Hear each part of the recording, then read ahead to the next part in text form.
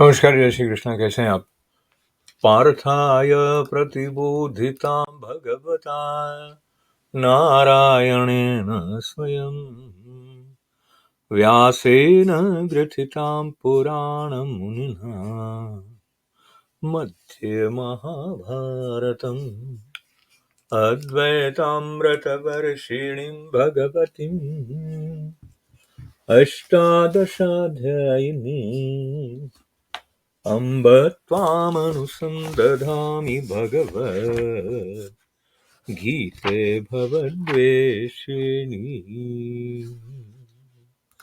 गीता माता की जय जयकार करते हुए आज 16वें अध्याय के 21वें और 22वें श्लोक में प्रवेश कर रहे हैं और बहुत सारी ऐसी बातें इस अध्याय के माध्यम से हम तक आई हैं जिसमें सतर्क कैसे रहें जीवन में, वो बात भी घूम घूम के आती है कि आसुरी संपदा है तो क्या क्या उसका प्रभाव पड़ेगा हमारे ऊपर। उस क्रम में आज जो 21वां श्लोक है वो हमारे साथ इस बात को पहुंचा देता है कि नरक के मुख्य 3 द्वार कृष्ण भगवान ने क्या बताए हैं।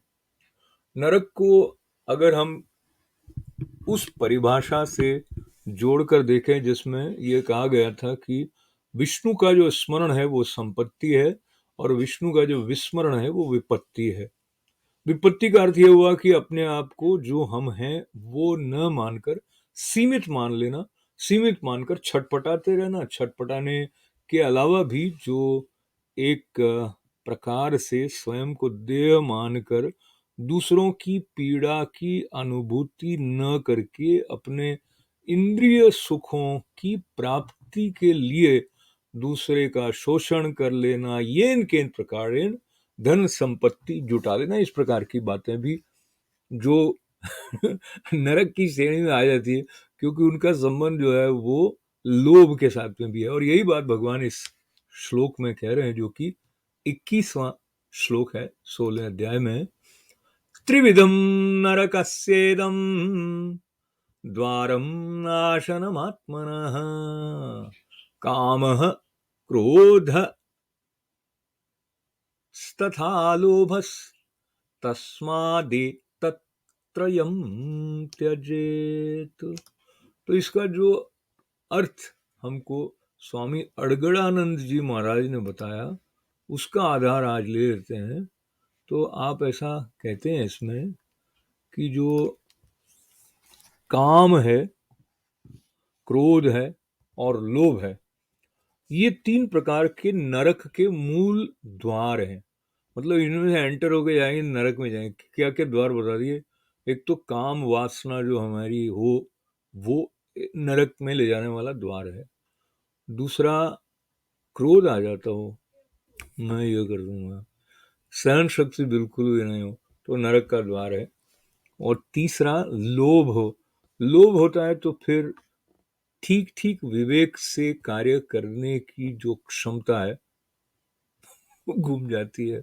लोभ का एक आवेश ऐसा चढ़ जाता है कि जिसमें किसी भी प्रकार से जो प्राप्त करने की इच्छा हो गई है उसको प्राप्त कर लेने में उसके दूरगामी परिणाम के बारे में सोचने की क्षमता खो जाती है। तो इसलिए इसका अर्थ ऐसा बताया कि काम, क्रोध और लोभ जो है ये 3 प्रकार के नरक के मूल द्वार हैं। ये आत्मा का नाश करने वाले हैं, उसको अधोगति में ले जाने वाले हैं। इसलिए इन तीनों को त्याग देना चाहिए। किन तीनों को त्याग देना चाहिए? काम को, क्रोध को और लोभ को। और इन तीनों पर आसुरी संपदा टिकी हुई है और इनको त्यागने से क्या लाभ हो जाता है वो अगले वाले श्लोक में भगवान बताने वाले हैं।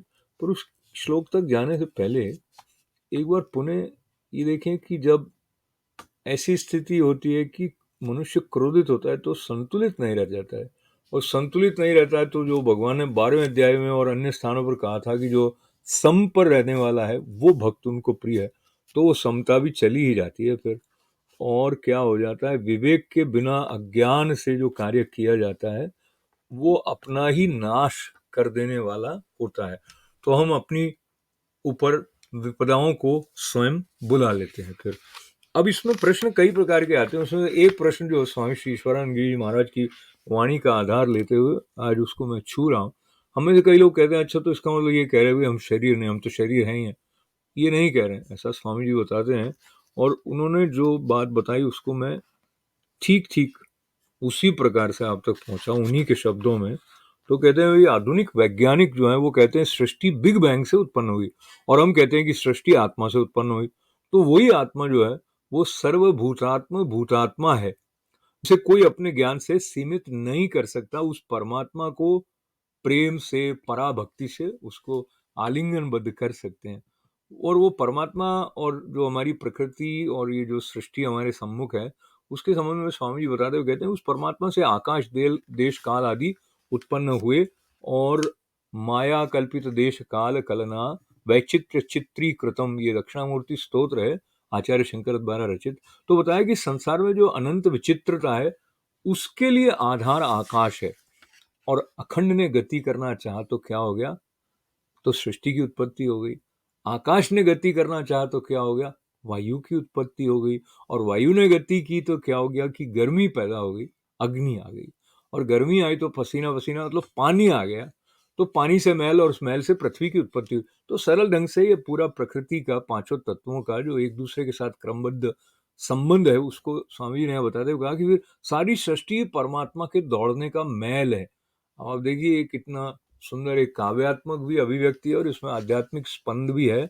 सारी सृष्टि जो है वो क्या है, परमात्मा के दौड़ने का मैल है, वो गति करना चाह रहे हैं तो ऐसा हो गया।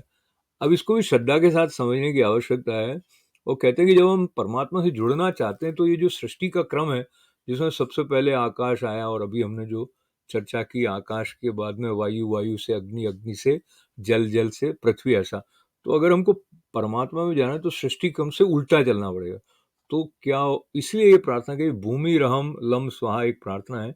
तो वो कहते हैं कि मैं भूमि हूँ, मैं अन्नमय शरीर हूँ, मनुष्य हूँ।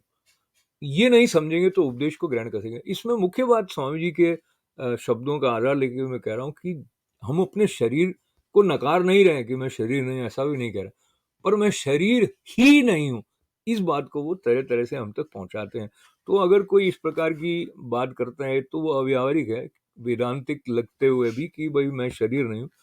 तो कोई ऐसे ही कहता रहे कि हम ब्रह्मास्मि शिवोहम शिवोहम, तो उससे भी काम नहीं चलेगा। जो जब तक कहते रहेंगे लेकिन अनुभूति में नहीं आएगी बात, तो फिर बात आगे बढ़ेगी नहीं।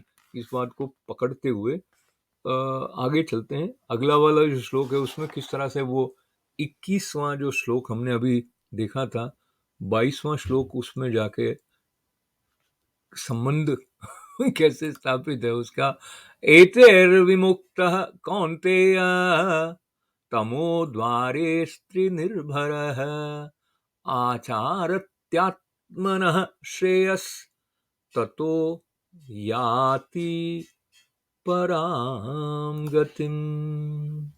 तो ये जो श्लोक 22वां है, इसका ठीक अर्थ हम अगर अड़गड़ानंद जी महाराज की वाणी से लेते हैं तो वो कहते हैं कौन्तेय, कुंती जी के पुत्र है ना अर्जुन जी, नरक के इन तीनों द्वारों से मुक्त हुआ पुरुष अपने परम कल्याण के लिए आचरण कर पाता है, जिससे वो परम गति अर्थात मेरे को प्राप्त होता है। और इन तीनों विकारों को त्यागने पर ही मनुष्य नियत कर्म करता है, जिसका परिणाम परम श्रेय है। तो 21वें श्लोक में नरक के 3 द्वारों के बारे में बता दिया, लोभ, क्रोध और काम। काम, क्रोध और लोभ। तो अगर इन द्वारों से मुक्त होके रहेगा मनुष्य, तो वो परम गति को, सर्वोच्च स्थिति जो मनुष्य की उपलब्धि की है, उसको प्राप्त करने के लिए वो पात्र बन सकेगा। क्योंकि उनका त्याग काम, क्रोध, लोभ का त्याग करेगा, तभी वो मुक्त रूप से सोच सकेगा अपने विस्तार के बारे में, अपने सत्य स्वरूप के बारे में। तो फिर आगे जाने की बात होगी, वरना तो वहीं वो जो नरक के द्वार है वो उसको पकड़ लेंगे, वो उसमें अटक के बैठ जाएगा। और हम कई बार जब अपने काम में, क्रोध में, लोभ में अटक जाते हैं, तो किसी हमारे आसपास के जो मनुष्य हैं उनके भीतर की अच्छाइयाँ भी देखने की हमारी पात्रता चली जाती है। और फिर धीरे धीरे हमारी अपने भीतर की अच्छाई कह दीजिए, अपना विस्तार कह दीजिए, उसको देखने की जो पात्रता है वो भी चली जाती है। तो एक प्रकार से हम अपना बंधन स्वयं काम, क्रोध और लोभ, इन द्वार जो नरक के हैं उनमें फंस के बना लेते हैं। तो वैसा हम न करें तो क्या लाभ होता है, वो भी 22वें श्लोक में भगवान ने बता दिया। तो सबके मंगल, सबके कल्याण की प्रार्थना अपनी साधना को जारी रखते हुए करें हम, ऐसा प्रभु के चरणों में निवेदन अर्पण करते हुए, प्रार्थना अर्पित करते हुए, ओम पूर्णमदः पूर्णमिदं पूर्णात् पूर्णमुदच्यते पूर्णस्य पूर्णमादाय पूर्णमेवावशिष्यते। ओम शांति शांति शांति। जय श्री कृष्ण।